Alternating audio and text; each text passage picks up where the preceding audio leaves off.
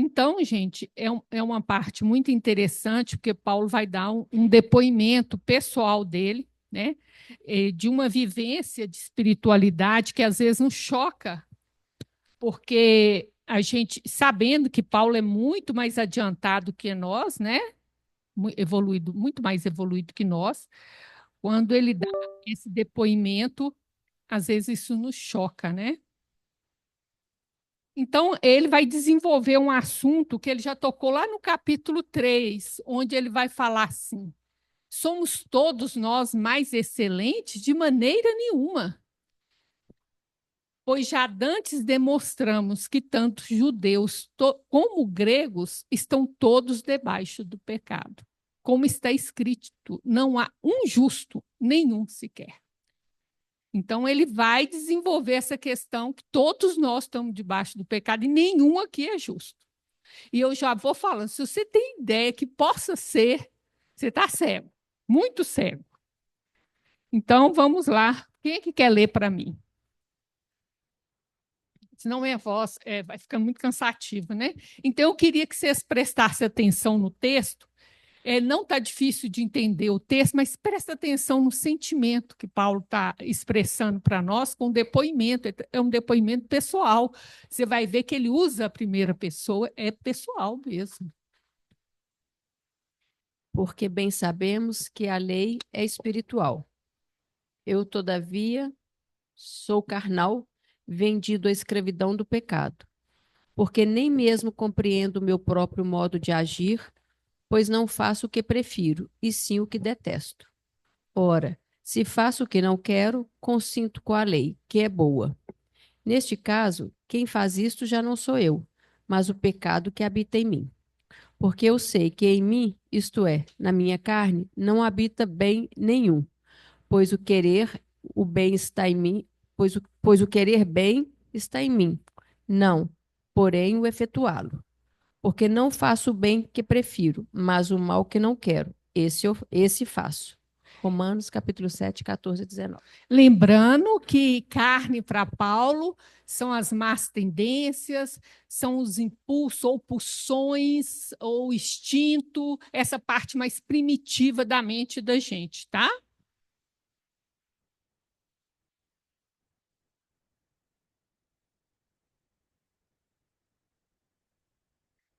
Mas se eu faço o que não quero, já não sou eu quem o faz, e sim o pecado que habita em mim. Então, ao querer fazer o bem, encontro a lei de que o mal reside em mim. Porque, no tocante ao homem interior, tenho prazer na lei de Deus.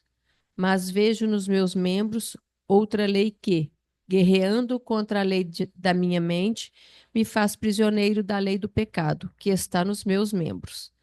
Desventurado homem que sou, quem me livrará do corpo desta morte?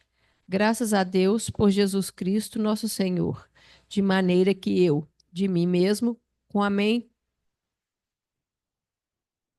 com a mente sou escravo da lei de Deus, mas segundo a carne, da lei do pecado. Então, vocês conseguiram perceber o sentimento do Paulo aí, gente? Que sentimento que ele está pondo aí? Conseguiu? O que, que é? Uma angústia, uma dor moral, né? Uma dor moral muito grande. Então, a gente vê Paulo, ele está vivendo um conflito. Ele tem 20 anos que ele é apóstolo. 20 anos. Olha o conflito que Paulo fala. Ele fala da lei que é espiritual, no entanto, ele se sente escravo do pecado, né? Ele não faz o que ele quer, mas ele faz o que ele detesta, o que ele não aprova. Olha só. Ele faço o que não quero, porque ele reconhece que a lei é boa, ele quer seguir a lei, né? Mas ele acaba fazendo o que o pecado que habita nele quer, né? Então, ele se sente escravo desse pecado. Aí ele fala que o querer não está nele, porque ele não consegue fazer o bem que ele quer. E o que ele vai falar? Não faz o bem que eu quero, mas eu faço o mal que eu não quero. Né? Segundo O homem interior, eu tenho prazer na lei de Deus, mas nas minhas ações eu vejo outra lei. E essa lei batalha contra o meu entendimento. O entendimento que ele ama. Olha só a dor disso, gente. Miserável homem que eu sou. Quem me livrará do corpo desse pecado, dessa morte, né? Mesmo com a mente, ele serve à lei de Deus, mas com a carne, ele serve à lei do pecado. É um depoimento assim, comovente.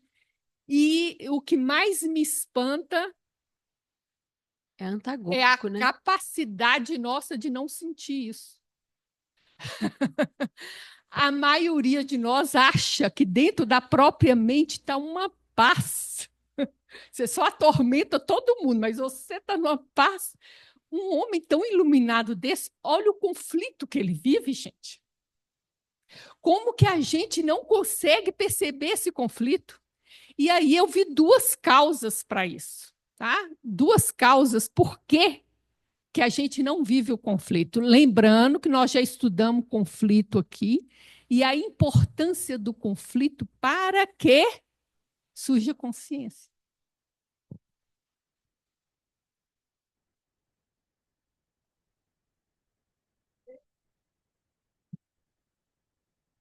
É, seria assim, nós termos o conhecimento, porém não agir de acordo com ele, ainda seguir o instinto, né, antigo. Isso nós vamos ver que é mais profundo do que isso aí. Vamos tentar entender. Entendi.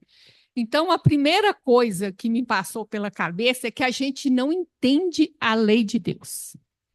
Toda vez que a gente fala em pecado, eu acho que a gente lembra dos 10 mandamentos, porque é o mais cômodo. Fala assim, eu não roubei, eu não adulterei, eu não matei. Então, estou legal. Está no Antigo Testamento. Então, quando a gente vai para Jesus, a coisa é muito mais profunda, porque ele começa falando para você, a gente fazer o outro o que a gente gostaria que fizesse conosco. Já começa aí. Depois, ele vai aprofundando e vai falar da importância da gente se amar para poder amar o próximo com o mesmo amor e, no mesmo nível, amar a Deus. Mas eu não sei nem o que é amar a mim. Né? Eu acho que egoísmo é auto-amor. E a gente já viu que egoísmo não é auto-amor. É o contrário, é ódio por nós mesmos. Não é auto-amor. Então, se eu não consigo nem entender o que é amor, aí vem o outro mandamento, para você se amar como eu vos amei. Então, aí o negócio fica mais profundo ainda. Né? Foi uma pessoa que disponibilizou, ajudou no que podia, saiu dos lugares privilegiados dele para vir até nós, fazer uma oferta de amor, aguentou o nosso sarcasmo, aguentou não ser reconhecido, não ser aceito, não ser entendido, fora as torturas físicas. E até hoje está com os braços abertos para nós. Então, o conflito não existe, primeiro, porque eu não entendo nem a lei de Deus. Então, se eu não entendo a lei de Deus, eu não consigo criar essa oposição entre o que eu faço e o que eu deveria fazer. Então, eu necessito de meditar melhor sobre a lei que Jesus trouxe para poder fazer consciência, reflexão.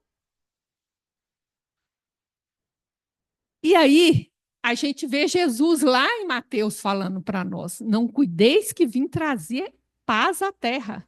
Não vim trazer a paz, eu vim trazer espada. Mas ele não está falando dessa terra exterior a nós, não. Na medida que eu entendo a lei de Deus, aí eu crio conflito com essa parte mais instintiva da minha mente. Começa o conflito dentro de mim. Se eu entendo o que Jesus, a proposta de Jesus, e eu quero aceitar essa proposta. Então, esse conflito tem que existir dentro de mim. E está errado que ele não existe. Que eu não sofra essa dor moral que o Paulo sofre. Então, gente, isso aqui é o que a gente chama do par de opostos mais famoso que nós temos no nosso inconsciente. É o par de opostos entre o bem e o mal, que o Evangelho de João vai ser todinho sobre ele, entre a luz e a treva. Entre o bem e o mal, entre o ser espiritual e o carnal, entre aquilo que eu quero fazer e o que eu faço. Eu concordo que a lei é boa, eu tenho prazer na lei, mas eu percebo esse impulso que me comanda e eu acabo fazendo mal. Eu tenho uma batalha nas minhas ações, com a carne eu sirvo o pecado. Então, isso para nós, lei para nós, por favor. Arquétipo cristão. Capítulo 10. Jung. A realidade do mal e a sua incompatibilidade com o bem levam de modo inexorável à crucificação e suspensão de tudo que vive. Como a alma é, pela sua natureza cristã, esse resultado está fadado a vir, tão infalivelmente como o veio na vida de Jesus. Temos todos de ser crucificados com Cristo, isto é, suspensos num sofrimento moral equivalente à crucificação. Quando nós estudamos o batismo da cruz, eu falei que eu tinha trago a parte básica do batismo da cruz. Esse é o batismo da cruz. É eu ser crucificado entre dois opostos, entre a luz e a sombra que habita em mim, entre o bem e o mal. Todos nós vamos ter que passar por esse conflito. E se eu não estou vivendo ele, é sinal que, primeiro, eu não estou acessando, entendendo, compreendendo, refletindo a proposta de Jesus. E uma segunda possibilidade que nós vamos ver daqui a pouco. Eu acho que são as duas coisas. Então, é isso que é crucificação, gente. Ninguém vai ser crucificado em praça pública. Isso é um símbolo da nossa mente. A gente está equilibrando esses dois opostos, consciente deles, consciente dessa luta. É isso que é crucificação.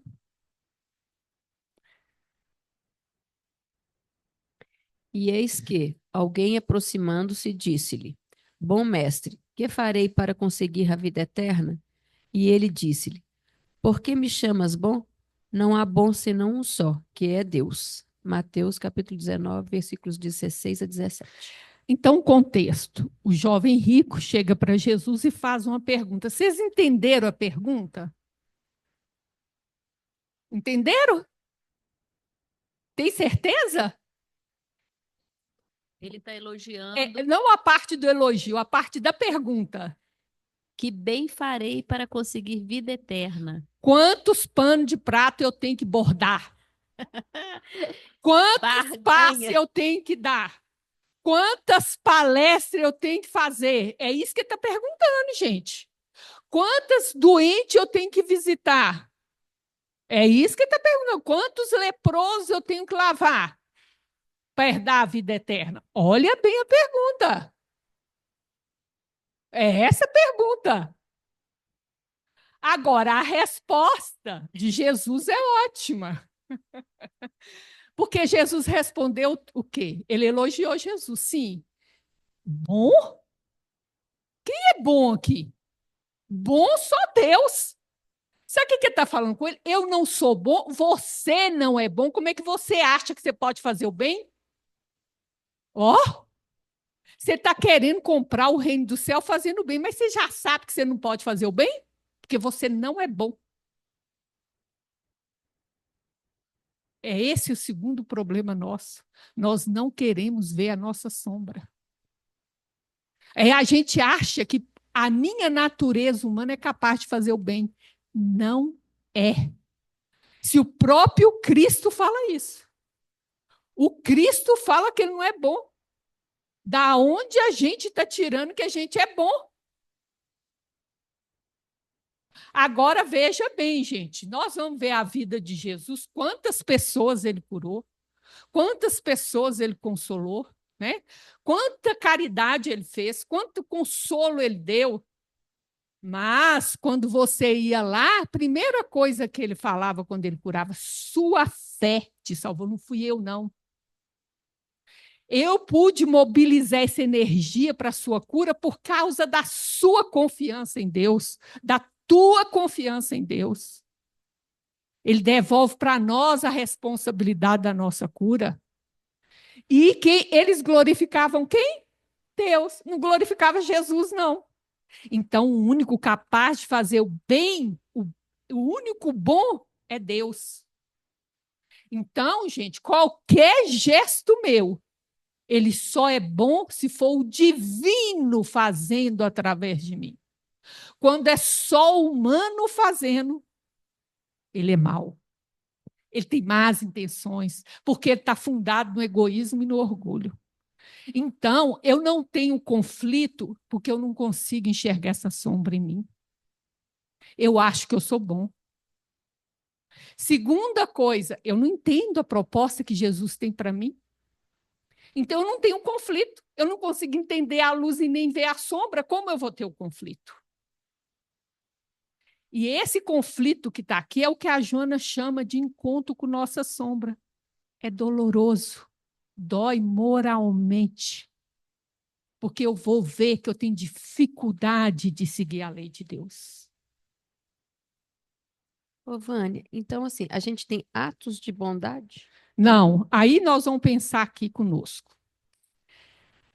E então, para que fazer a caridade? Vamos deixar Kardec falar. O Evangelho segundo o Espiritismo, capítulo 11, item 9.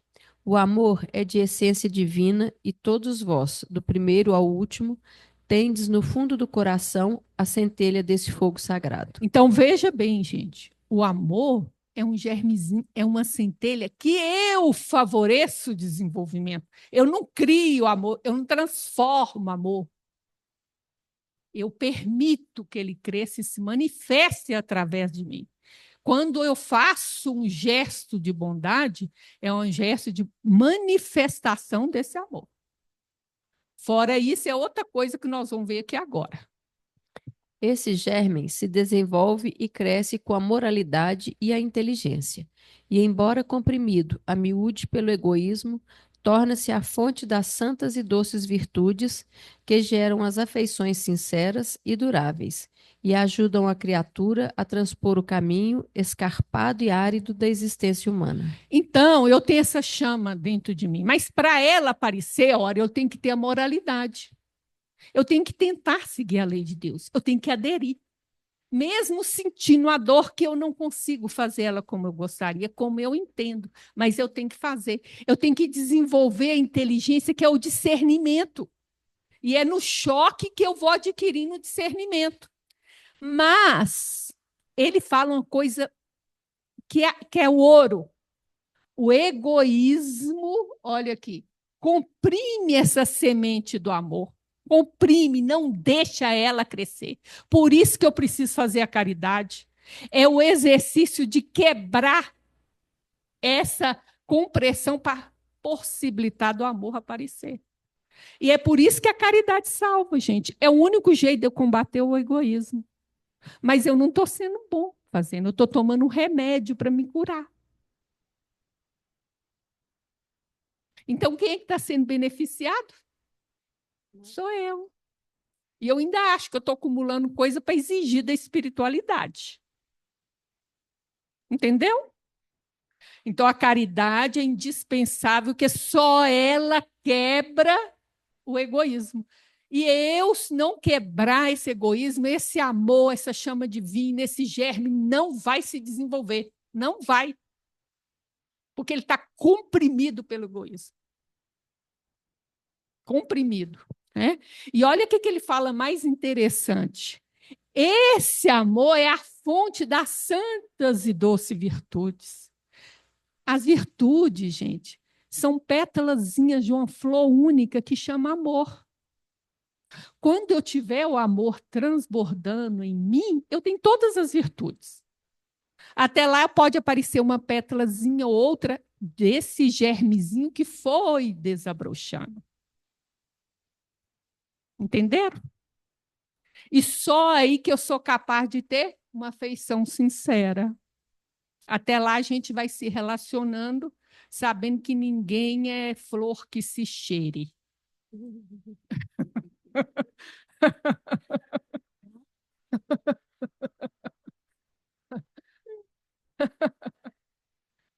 Ok, gente? Alguém quer falar alguma coisa? Eu nem suspirei, né? Oi. Pega o microfone com o do povo de casa. Você acha que a gente fazendo caridade, nós estamos com segundas intenções? Com certeza, mas é para fazer com segundas intenções mesmo. Porque ou a gente faz com segunda intenção, claramente consciente que é com segunda intenção, ou a gente esconde a segunda intenção e faz com segunda intenção desconhecidamente.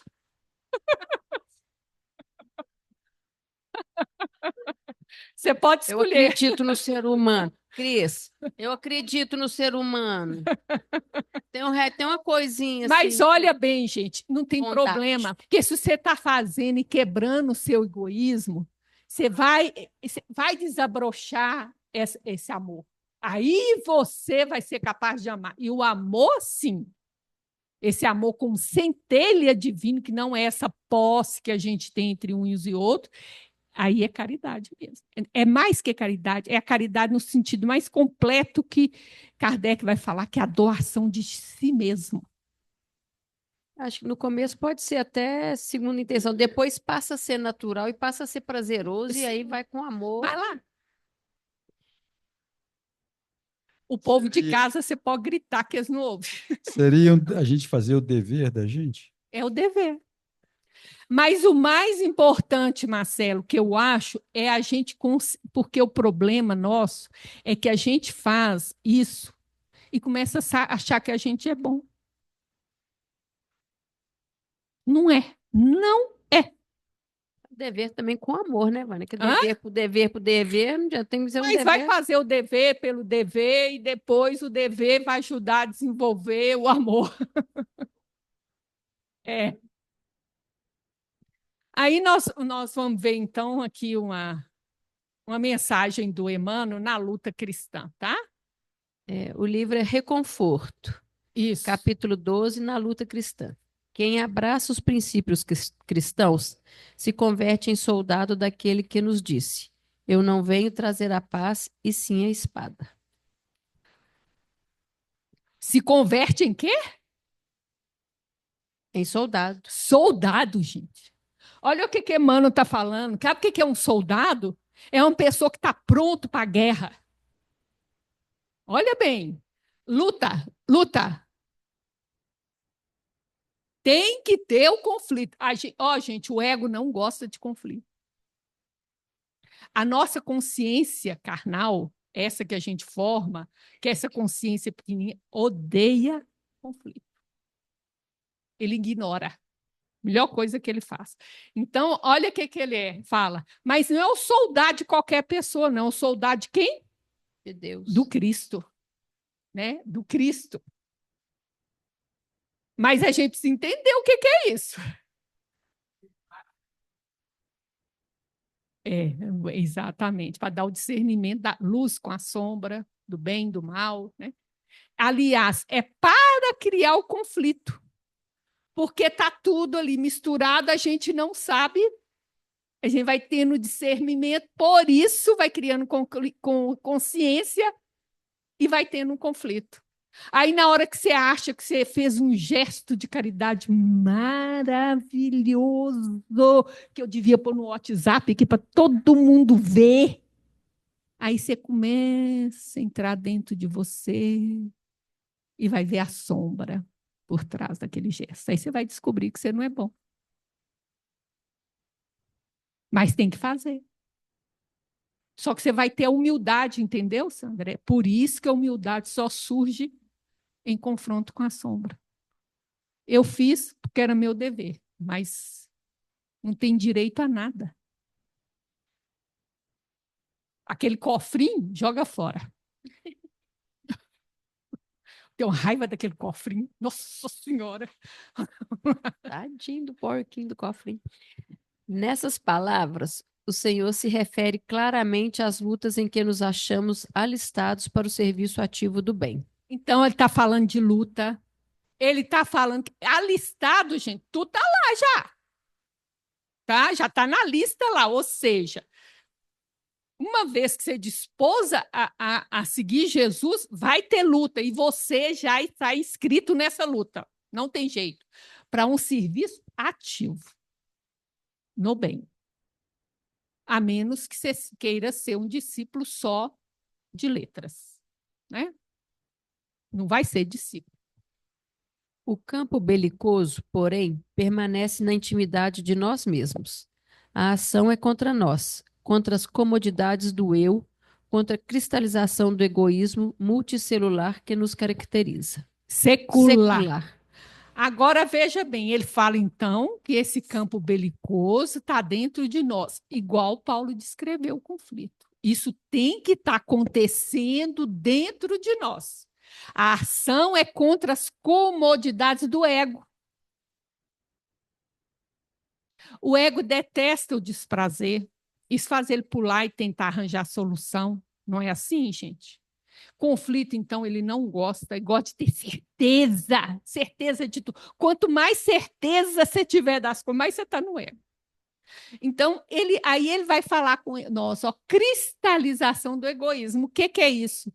Automaticamente eu ajo, eu penso, eu sinto com base no egoísmo. Por quê? Séculos, ele não fala um século, não, multisseculares, ó, que a gente está nesse funcionamento. Então, fala comigo, um condicionamento que eu criei durante séculos, são 60 anos de dedicação à caridade, que eu vou acabar com esse condicionamento? Então, que ilusão é essa? Mas já começou o serviço. Mas não tenha ilusão que você vai acabar com o egoísmo em 60 anos de serviço. Se foi séculos que a gente foi alimentando esse modo de funcionamento, de pensamento, de sentimento, temos como base o egoísmo. Não vai romper tão fácil assim. E é por isso que tem que ter a luta dentro de nós. Porque a hora que eu vejo, o meu impulso é fazer assim. É igual quando a gente está aprendendo a dirigir, não é? Antigamente tinha embreagem, né? Aí quando você via, você ia pisar no freio, freava na embreagem. Nossa, você ainda não aprendeu.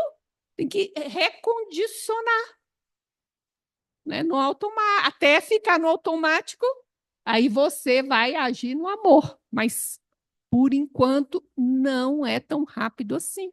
Um hábito que foi tão longamente cultivado. Entendeu, gente?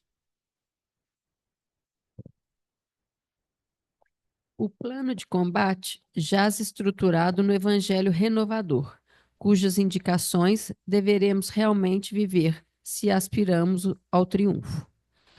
Então, gente, o Evangelho traz proposta renovadora. Se eu olho para o Evangelho, acho que tudo é igual, tudo fala da mesma coisa, eu não estou sabendo estudar o Evangelho. Ele tem que trazer proposta para mim que renova a maneira de eu ver as coisas, a maneira de entender, a maneira de sentir, me questiona como ser humano. Tem que estar tudo isso, né? Porque a estrutura desse combate tem que vir do entendimento das palavras de Jesus. E às vezes eu não tenho conflito porque eu não estudo as palavras de Jesus. Simples assim. Eu acho que ele é o meu mestre. Mas quem já leu o Novo Testamento aqui, não levanta a mão, não. Porque para mim não ficar decepcionada. Não é? O livro mais importante da tua vida, quem leu ele todo? Nem leu. Não vou falar de estudado. Mas eu quero ser cristã, né? Eu quero viver. Viver o quê se eu não sei o que é? Isso tudo a gente tem que se questionar, gente. E é por isso, mais uma vez, que eu não tenho conflito. Nossas armas, por isso, na ofensiva contra os inimigos gratuitos e naturais que a nossa posição acordará, são invariavelmente o amor, a compreensão, a piedade e o auxílio incessantes. Que posição é essa nossa, gente? A posição de quem está vivendo o evangelho renovador. Então, ele está falando que externamente nós vamos ter conflitos, porque a partir daí aparecem os inimigos gratuitos e naturais. Mas por que eu vou ter amor, compreensão, piedade e auxiliar com eles? Porque eu vou ver como está difícil para mim. Porque eu vou perceber que eu já entendo o que Jesus quer de mim e eu me pego fazendo mal, que eu não quero fazer. Eu adoro as palavras de Jesus, o ensinamento de Jesus, me deleito naquilo e me pego não fazendo aquilo que eu acredito. Então, quando chega o outro, eu tenho compreensão, eu tenho piedade, porque ele está na luta igual eu. Eu caio, ele cai. E quem acha que não vai cair, está longe, porque Paulo cai. Olha, Paulo confessou que ele cai. E vai pôr a evolução de Paulo, hein? Então, a gente está precisando abrir o olho. Reconhecemos que o discípulo da Boa Nova é alguém que se bate contra as deformidades espirituais de si mesmo, trabalhando constantemente pela própria melhoria, de modo a atingir a vitória sobre si próprio, a única que, efetivamente, estabelece o domínio da paz. Nós estamos deformados pelo orgulho e pelo egoísmo. Deformados, gente. Então, é trabalho constante pela própria melhoria, né? É a vitória contra a gente mesmo, não é contra o outro, não é a luta lá fora, é aqui dentro, é perseverante, é entender que a queda e o erro faz parte, vai doer, mas tem que persistir, né? Achamo-nos em luta áspera na fortaleza do próprio coração, informados de que não é possível a movimentação da fraternidade sem inimigos, já que procuramos expulsar de nós mesmos os velhos sentimentos delituosos, que se nos aninham no próprio ser sob a capa respeitável da dignidade pessoal. Então ele vai falar de uma luta áspera, em luta. Aí ele, vírgula, luta áspera. Que para ele também é áspera. E para nós não é, porque não começou ainda. Né? Tem que ter esses encontros de dor com nós mesmos, que nos coloca no lugar de criatura, de perceber, né? Que eu não quero mais ser assim, né? Na fortaleza do próprio coração, né? E aí ele fala, a partir dessa luta a gente começa a fazer a fraternidade e isso a gente vai ter inimigo, né? Mas como a gente quer expulsar de nós os velhos, quer dizer, é coisa que a gente tem dentro. Sentimentos delituosos, nós temos esse sentimento de delito e contra a vontade de Deus, mas como a gente agora quer agir dessa maneira, né? Então, quando a gente encontra com esses inimigos, a gente logo, a nossa dignidade pessoal se sente ameaçada. Né? A gente acha que é contra a gente. É pessoal, né? Porque a pessoa se pôs contra a fraternidade em geral. Né? Então, ele vai falar, né? Que quando a gente começar a movimentar essa verdadeira luta dentro de nós, essa fraternidade, né? A gente tem que ver que esses inimigos, né, que aparecem na nossa vida, eles são naturais e não são pessoais, né? e a gente perceber que a gente está tomando essa falsa dignidade pessoal, né? Para a gente não correr no risco de reagir com delito. Ok?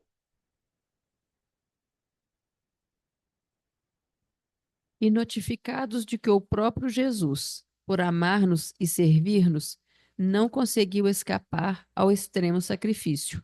Busquemos eleger a humildade perante o orgulho, o silêncio diante do mal, o serviço à frente do ataque e a serenidade ao lado da violência, por normas ideais de trabalho, seguindo ao encontro da vitória íntima que nos propiciará o passaporte necessário à conquista da vida maior. Então, gente, não cabe a mim mudar o outro. É isso que Emmanuel está falando, né? Então, o Emmanuel chama a gente a humildade perante o orgulho, o silêncio diante do mal, o serviço, manter-se no serviço frente aos ataques e a serenidade como normas de trabalho, seguindo ao encontro de uma vitória íntima para nós, porque isso não é fácil. O calar indica que a gente tem que ter controle sobre a boca nossa, né? Muito grande. A humildade quer dizer um autoconhecimento do encontro desse lado mais difícil nosso, que a gente resiste tanto, né? E manter-se no serviço frente ao ataque e a serenidade frente à violência indica um autocontrole da própria violência que habita em nós. Né? Então, ele vai falar aqui, ó, Jesus foi ao sacrifício. E é isso aqui que ele chama de sacrifício. Olha só. É isso que é sacrifício. O que é o sacrifício? É calar diante do mal, é ficar na posição humilde diante do orgulho, é permanecer no serviço, ser fiel ao dever assumido, né? A serenidade diante da violência. Dominar a impulsividade. Isso né, vai nos dar a conquista da vida maior. Dominar a impulsividade. Né? A impulsividade é sempre o sinal que a gente se conhece pouco, né, gente? A gente está reativo, né? Quanto mais reativo eu sou, mais está falando de coisas minhas que eu tenho que olhar. Isso é uma coisa que vai mudando pouco a pouco. Aí eu passo a agir ao invés de reagir. A reação serve para que eu me conheça. Tá? Porque a ação minha, ela é pensada, ela é deliberada. Mas na reação, eu sou pega desprevenida. É ali que eu tenho que observar para me conhecer. E à medida que eu vou me conhecendo, eu reajo menos, ajo mais. Isso tudo para ir para a conquista da vida melhor. Né? Desculpa, vida maior. Achamos-nos em... Não, isso aí eu só estou voltando para ver uma coisa aqui. Então é isso, gente. Eu queria trazer esse resumo geral dessa passagem, que eu acho que ela... Você lê a passagem, você percebe a dor de Paulo. Né? E uma dor muito consciente, muito trabalhada, e que a gente possa pensar sobre isso, né?